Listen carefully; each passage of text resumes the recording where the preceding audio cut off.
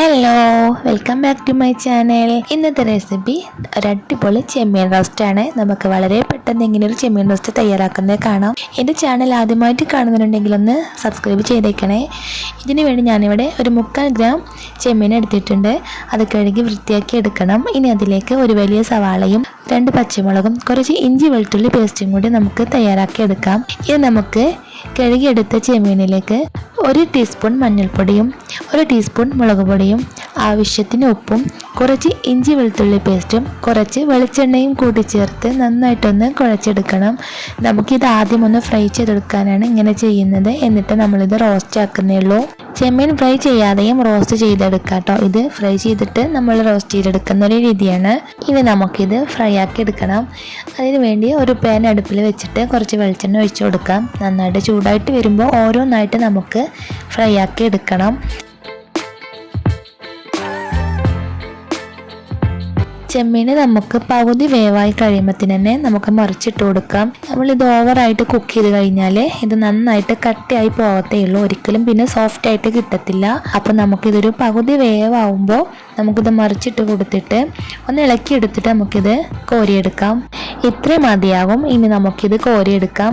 ഇനി ഇതുപോലെ ബാക്കിയുള്ള ചെമ്മീനുകളും നമുക്ക് ഫ്രൈ ആക്കി എടുക്കണം. ഇനി ഇതിലേക്കുള്ള മസാല തയ്യാറാക്കുന്ന എങ്ങനെ നോക്കാം. ഒരു പാൻ അടുപ്പിൽ വെച്ചിട്ട് കുറച്ച് വെളിച്ചെണ്ണ ഒഴിച്ച് കൊടുക്കാം. നന്നായിട്ട് ചൂടായിട്ട് വരുമ്പോൾ അതിലേക്ക് പച്ചമുളക് ഇട്ട് കൊടുക്കാം. അതൊന്ന് ഇളക്കി എടുത്തിട്ട് അതിലേക്ക് അരിഞ്ഞു വെച്ചിട്ടുള്ള സവാളയെല്ലാം ഇട്ട് കൊടുക്കാം. ആവശ്യത്തിന് ഉപ്പും കൂടി ചേർത്ത ശേഷം നന്നായിട്ടൊന്ന് ഇളക്കി എടുക്കണം. സവാള നന്നായിട്ട് വഴഞ്ഞ് കിട്ടണം.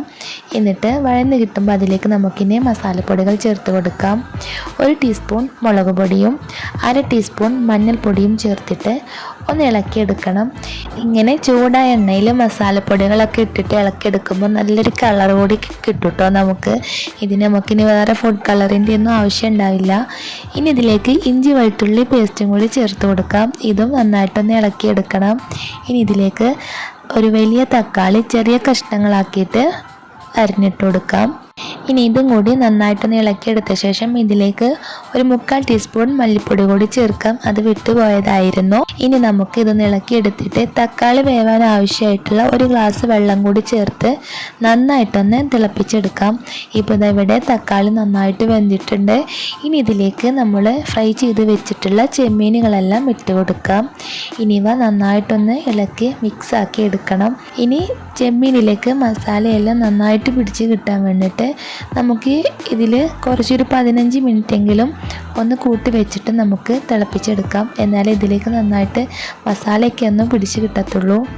ഇത് നന്നായിട്ടൊന്ന് തിളച്ച് വരുമ്പോൾ ഇതിലേക്ക് കുറച്ച് കറിവേപ്പില കൂടി ഇട്ടിട്ട് നന്നായിട്ടൊന്ന് ഇളക്കിയെടുക്കാം. വീണ്ടും നമുക്ക് ഇത് കൂട്ടി വെച്ചിട്ടൊരു 10 മിനിറ്റ് കൂടി തിളപ്പിച്ചെടുക്കണം.